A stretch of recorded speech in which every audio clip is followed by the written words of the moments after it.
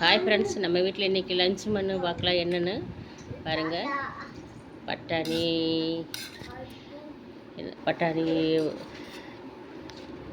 எல்லாம் போட்டு நல்லா சுட சுட தக்காளி சாதம்.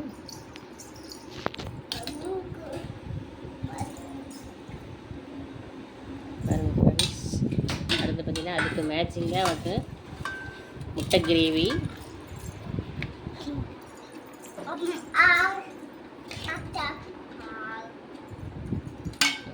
அப்புறம் வெங்காய பஜ்ஜி,